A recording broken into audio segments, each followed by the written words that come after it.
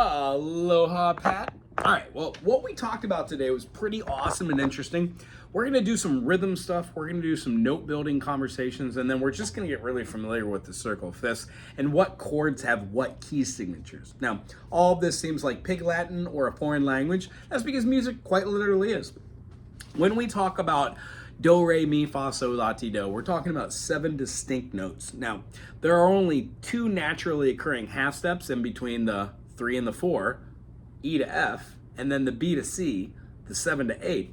Do, re, mi, fa. So when we play C as an open note, D as a whole step away, E as a whole step away, our half step occurs naturally between the E and the F.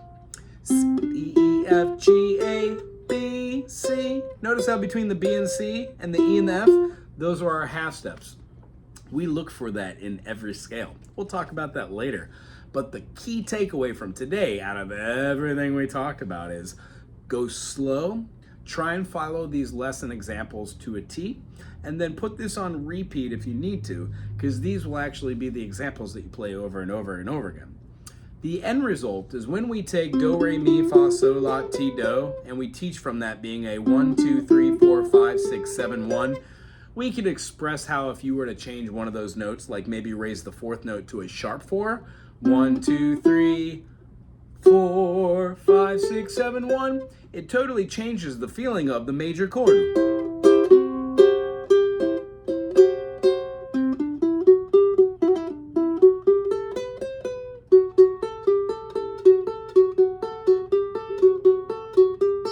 And that note sticks out like a sore thumb. So that's the one I like to play around with when we're trying to feel that feeling. Now, that concept might be way over the top, but it all stems from do, re, mi, fa, sol, la, ti, do. But until we get into those individual notes that are composed of half steps and whole steps, meaning a half step is going up by 1 fretting, and then a whole step would be skipping frettings. Those are called whole tones. So the only things I want you to do this week are the basics, and you will do them all the time. Do it for 5 minutes in the morning, 5 minutes at night. The first is called a spider exercise. It enforces our hands to get stronger and to use pointy notes. Our first finger will play the 1st fret on the 1st string, the G string. Second finger will also play the 2nd fret, then the 3rd, and then the 4th. Now these are not flat notes, these are pointy notes. So each one of these will have its own flair. No thumb right now. Try putting a 1st finger here and plucking at it. You're gonna be pulling up towards you or through. You never really wanna press out and pull down from below. There are times when you do that, but we'll talk about that later. 1, 2, 3, 4. Make sure your finger's in the middle of the fret, not on top of the metal fretting, but right in the middle. As soon as you get 4 fingers down and 4 notes come out, move your finger up to the C string from the G string. So G string, G string, G string, G string, C string, C string, C string, C string. Notice how my thumb now is just sitting on the string I previously played. When I go up here to the E string after playing the G, C, and now the E, my finger goes down to the C string to mute it. And then I use this finger to pluck these notes.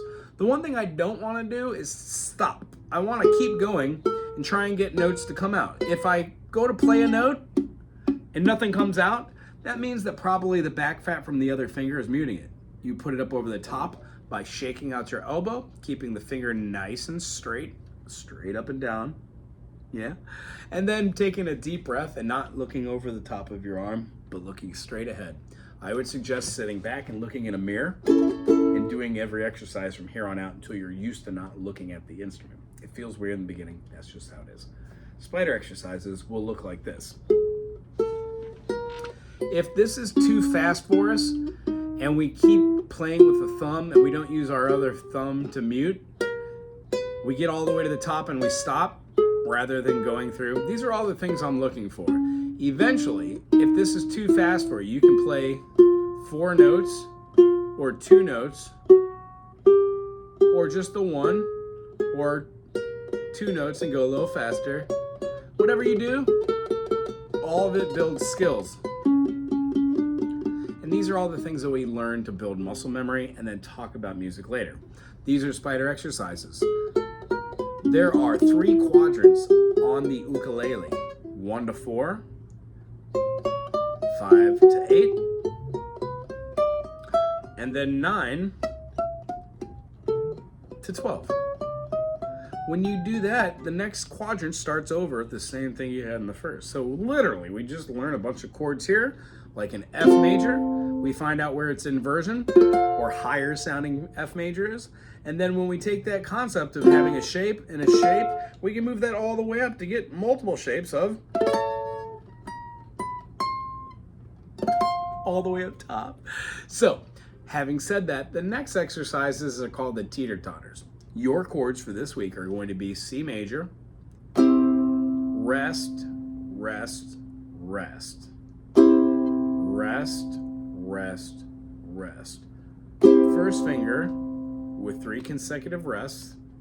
Second finger playing only on the one and then counting each one as an additional rest. Just because there's nothing being strummed does not mean that it is not a very important thing to have a lack of tone. So 1 and 2 and 3 and 4 and 2 and 3 and 4 and 1 and 2 and 3 and 4 and 1. Try that over and over again. That's a teeter-totter. Also try it with your other chord, the A minor. C major, doesn't matter if you have those fingers there, but I find if I have just one finger on, the fingers dangle out in the middle of nowhere. To keep them all uniform, just like our spider exercises, I just kind of hang out right there, keep them on there. And it doesn't matter that the finger's there because you're playing the 3rd fret. It covers the 2nd fret and the 1st, but it gives us the ability to be useful with those later. So the other chord we learned was the A minor. First finger is not being used. 2nd finger plays the 2nd fret on the G string, closest to our nose. Now in review, G, C, E, A, high G, thick middle C, E, and then A. When we play A minor, try it with the same rhythm. Play the chord, rest, move your finger. Now this seems kind of sporadic with a 1-finger chord, like an A minor or a C major.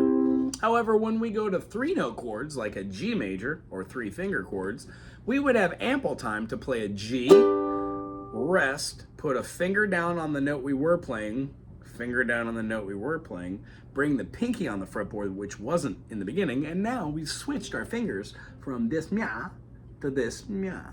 So 1 and 2 and 3 and 4 and this is the way that you use my channel. You go through the process of going to pick out a chord like an F major or a B flat major or an E flat major or a F sharp minor or a G sharp diminished or a A flat diminished. No matter what we're trying to do for our chord wise, we can always play all of our chords in different fingerings. And the reason why we do that is because eventually we're going to want to scoot that up a half step and then bar or bar to get a different sounding chord. It's the same shape, but moving it up and playing it. Our chords today, like a C major, can be played with the pinky, go up a half step and bar all the open strings. C major, C sharp, D, D sharp, E, F, F sharp, G, G sharp, A, all the way up. F major, F major, F major. They're all the same with these fingerings, but then that becomes an F sharp, G, G sharp, A sharp, B, C, C sharp, D, all the way up. Each one of these has its own special. So in review, spider exercises, teeter-totters. Try both of those this week. Spend 5 minutes on each one of those. And then next week when we return or we find a great time together, that's when we'll really take hold of some of these rhythm exercises and learn individual notation. Those combining those whole step and half steps, not just all these boring half steps. Remember, go slow and have fun. Aloha.